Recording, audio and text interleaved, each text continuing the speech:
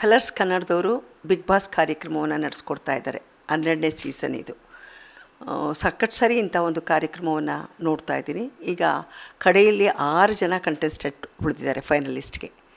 ಅದರಲ್ಲಿ ನನಗೆ ಮೆಚ್ಚುಗೆ ಆಗುವಂತಹ ಪಾತ್ರ ಅಂದರೆ ಅಶ್ವಿನಿ ಗೌಡ.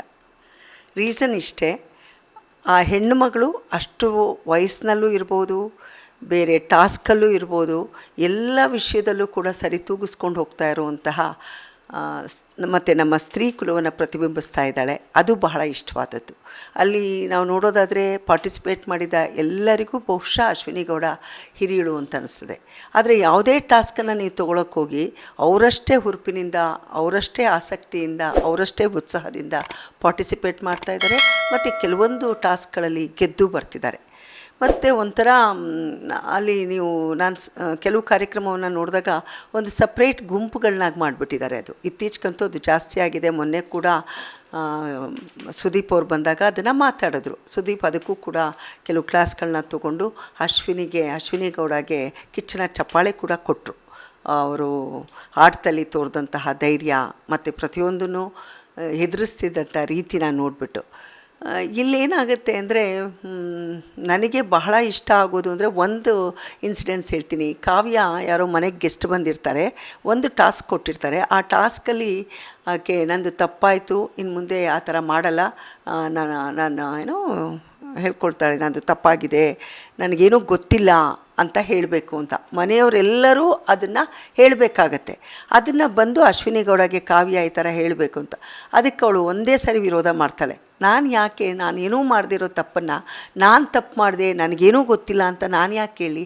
ಅದು ನೀವು ಮಾಡಿರೋ ತಪ್ಪು, ನೀವು ಅದಕ್ಕೆ ಉತ್ತರ ಕೊಡಿ, ನಾನು ಉತ್ತರ ಕೊಡಲ್ಲ ಅಂತ ಕಡೆಗೆ ಮನೆಯವರೆಲ್ಲ ಸೇರಿಸಿ ಅವರ ಮನವೊಲಿಸಿ ಕಡೆಯಲ್ಲಿ ಒಂದನ್ನು ಒಪ್ಕೊಳ್ತಾರೆ. ಆ ರೀತಿ ಎಲ್ಲ ವಿಷಯದಲ್ಲೂ ಅಷ್ಟೇ ಅವರು ಒಂಥರ ಖಡಕ್ಕಾಗಿ ಉತ್ತರವನ್ನು ಕೊಡ್ತಾರೆ. ಯಾವುದನ್ನೇ ಅಷ್ಟು ಈಸಿಯಾಗಿ ಒಪ್ಕೊಳ್ಳಲ್ಲ ಮತ್ತು ಸಾಕಷ್ಟು ಟಾರ್ಗೆಟ್ ಮಾಡ್ತಾರೆ. ಎಲ್ಲಿ ಇರ್ಬೋದು, ಮನೇಲಿ ಕೆಲವರು ಅವಳನ್ನ ತುಂಬಾ ಕೆಣಕಿದಾಗ ಯಾವಾಗಲೂ ಅಷ್ಟೇ, ಕೆಣಕಿದ್ರೆ ಎಂಥ ಪ್ರಾಣಿ ಕೂಡ ಮತ್ತೆ ಸವಾಲೆಸೆಯುತ್ತೆ, ಆ ರೀತಿ ಮಾಡುತ್ತೆ. ಹಾಗಾಗಿ ಅಶ್ವಿನಿ ಕೂಡ ಅಂತಹ ಸಂದರ್ಭಗಳನ್ನ ತುಂಬ ಸಾರಿ ಎದುರಿಸಿದ್ದಾರೆ, ಅದಕ್ಕೆ ಸರಿಯಾಗಿ ಸವಾಲನ್ನು ಕೊಟ್ಟಿದ್ದಾರೆ. ಸೊ ಈ ಬಿಗ್ ಬಾಸ್ಗಳಲ್ಲಿ ಇಷ್ಟು ಸೀಸನ್ ಬಿಗ್ ಬಾಸ್ಗಳಲ್ಲಿ ಒಂದೇ ಒಂದು ಸಾರಿ ಮಾತ್ರ ಶ್ರುತಿಗೆ ಗೆದ್ದಿರೋದು ಬಿಗ್ ಬಾಸ್ ಟ್ರೋಫಿನ. ಹಾಗಾಗಿ ಈ ಸಾರಿ ಅಶ್ವಿನಿ ಗೌಡ ಆ ಟ್ರೋಫಿನ ತಗೋಬೇಕು ಅನ್ನೋದು ನನ್ನ ಆಸೆ. ಮತ್ತು ಸುಮಾರು ಕಾರ್ಯಕ್ರಮಗಳಲ್ಲಿ ನಾನು ಅಶ್ವಿನಿ ಗೌಡ ಇಬ್ಬರು ವೇದಿಕೆಯನ್ನು ಹತ್ತಿದ್ದೀವಿ. ಕರವೇನಲ್ಲಿ ಪ್ರಧಾನ ಒಂದು ನಾಯಕಿಯಾಗಿ ಅಥವಾ ಅಧ್ಯಕ್ಷೆಯಾಗಿ ಕೆಲಸವನ್ನು ಮಾಡ್ತಾ ಇದ್ದಿದ್ದು ನೋಡಿದ್ದೀನಿ. ಅವರು ಮಾತನಾಡೋದು ನೋಡಿದ್ದೀನಿ ಮತ್ತು ಕಾರ್ಯಕ್ರಮಗಳನ್ನು ನಡೆಸುವಂಥ ವೈಖರಿಯನ್ನು ನೋಡಿದ್ದೀನಿ. ಇದೆಲ್ಲ ನೋಡಿದಾಗ ಎಲ್ಲ ವಿಷಯದಲ್ಲೂ ಆಕೆ ಸೂಕ್ತಳಾಗಿದ್ದಾಳೆ ಅಂತ ನನ್ನ ಮನಸ್ಸಿಗಂತೂ ಅನಿಸುತ್ತೆ. ದೇವರು ಯಾವಾಗಲೂ ವರನೂ ಕೊಡಲ್ಲ, ಶಾಪನೂ ಕೊಡಲ್ಲ, ಅವಕಾಶ ಮಾತ್ರ ಕೊಡೋದು.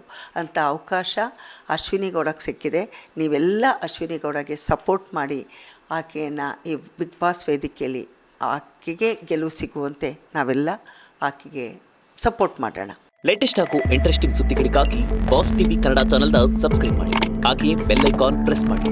ಇದರ ಜೊತೆಗೆ ಫೇಸ್ಬುಕ್, ಇನ್ಸ್ಟಾಗ್ರಾಮ್, ಎಕ್ಸ್ನಲ್ಲೂ ಮಿಸ್ ಮಾಡದೆ ಫಾಲೋ ಮಾಡಿ.